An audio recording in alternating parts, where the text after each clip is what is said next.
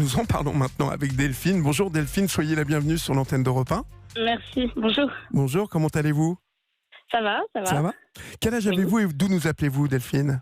J'ai 28 ans et là je vous appelle, je suis pas loin de Agen. D'accord. Alors, vous étiez parisienne depuis 8 ans, où vous habitiez seule. Et puis en juillet dernier, vous avez été contrainte de retourner vivre chez vos parents en Picardie. Pourquoi cela ? Parce que j'avais un nouveau projet de vie, c'était de me lancer en freelance. Oui. Et donc j'ai quitté mon ancien boulot un peu précipitamment parce que ça s'est pas bien passé à la fin. Et puis du coup j'étais pas vraiment prête pour mon projet à ce moment-là. Et donc vivre avec juste le chômage sur Paris, c'est pas possible en fait. Oui. Donc il y a un moment, le choix il s'est fait un peu C'est naturellement. imposé à vous, oui. Ouais, c'est ça, parce que j'avais pas le choix et voilà. Et mes parents m'ont toujours dit qu'ils étaient là pour moi, donc ils ont été très gentils de me réaccueillir. On parlait justement, on évoquait cela avec Michel Billier, sociologue. On évoquait ce regard de la société qui est souvent sévère lorsqu'on retourne chez ses parents. Est-ce que vous avez ressenti ce sentiment d'échec, ce jugement, une sorte de retour en arrière ? Je devais vraiment être intermédiaire. Je pensais pas rester presque un an. Oui. Donc c'était temporaire. Après, moi, j'ai eu de la chance, c'est que dans mon entourage, tout le monde a compris.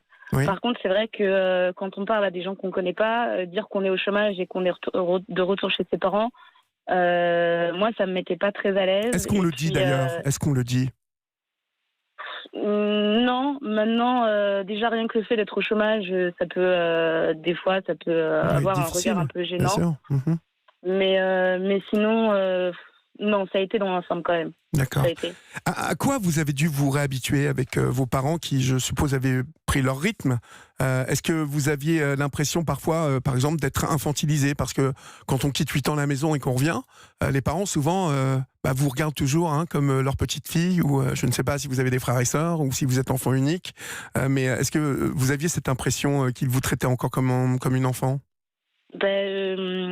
Déjà, le plus dur, c'était de se réadapter à des règles, surtout que moi, je travaillais le soir, donc j'étais en rythme décalé.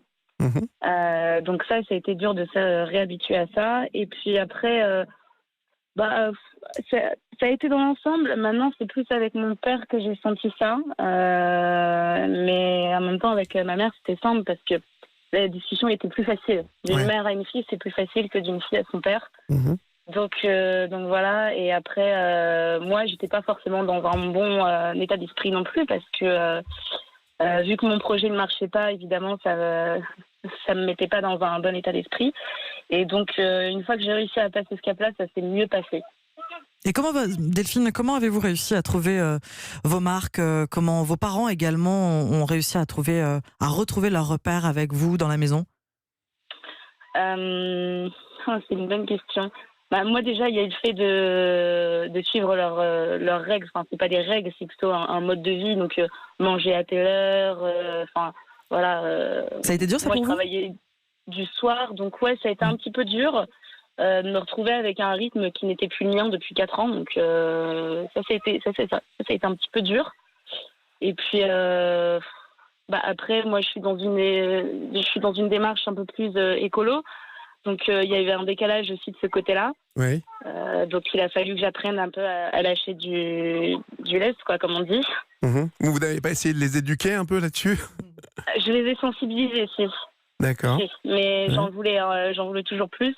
Mais voilà, il y a un moment, il y a une amie qui m'a remis un peu en place en disant « Mais est-ce que tu as remercié ta mère que tu as remercié tes parents du fait qu'ils font quand même un effort ?» Et ça m'a fait un petit électrochoc. Je me suis dit que c'est vrai, non. Donc là, j'ai changé un peu mon discours, quoi. Vous dites que vous avez dû faire face aussi au conflit entre vos parents. Comment est-ce que vous avez vécu de vous retrouver tout à coup dans leur vie et donc d'être visiblement témoin de conflits entre eux ? Oui, ça a été la partie la plus compliquée, en fait. Vraiment, ça a été la partie très dure. Ça n'allait pas très fort entre mes parents à ce moment-là. Quel âge ont vos parents, d'ailleurs ? Ils ont ma mère a 52 et mon père, j'en ai 58. D'accord, ok. Donc vous disiez que ça n'a pas été facile, ils ne s'entendaient pas ? Ouais, non, ça a été dur. Donc c'est vrai que quand on vit à l'extérieur, on le voit 2 jours par-ci, par-là, donc on s'en rend pas vraiment compte, même si on est au courant, mais le revivre au quotidien, moi je savais que par exemple, il y a des matins, je me levais, je savais très bien que ça allait cacher dans la journée, et du coup, il y a un stress qui est constamment là. Oui. Et puis après, il y avait moi aussi qui voulais absolument contrôler les choses pour faire en sorte que ça aille mieux entre eux, en fait. Vous vous retrouviez actrice de ce conflit, en fait. Oui, et moi je voulais vraiment changer les choses et j'essayais de mettre des choses en œuvre pour que ça aille mieux entre eux, mais c'est vrai qu'on m'a plusieurs fois dit c'est pas ton rôle. Et c'est vrai que c'est pas mon rôle. Et donc ça a été bête, mais ça a été source de conflit parce que moi je voulais intervenir et les aider. Et j'ai pas à le faire. C'est pas que j'ai pas à le faire, mais c'est que je peux pas arranger les choses. Et puis à partir du moment où j'ai arrêté d'essayer de contrôler, et ben la situation s'est arrangée en fait. Alors mi-mars, vous avez pris la route avec votre van pour faire un tour du monde, mais je crois que de quitter à nouveau vos parents a été plus difficile que vous ne le prévoyiez au final. Racontez-moi pourquoi. Ouais, parce que du coup, je suis retournée chez mes parents, donc j'avais plus d'indépendance. Et puis, clairement, ma vie sociale, elle en a pris un coup parce que moi, tous mes amis étaient partis. Ça faisait 9 ans que j'avais quitté la région, donc je connaissais plus personne. Donc c'est vrai que je me suis retrouvée entre 4 murs avec mes parents. Et je vivais à leur rythme. Et puis, quand j'ai dû partir, ça a été dur de retrouver, de me dire, je repars dans l'indépendance. Et puis, en plus, je repars en van, donc c'est pas un confort de vie qui est similaire.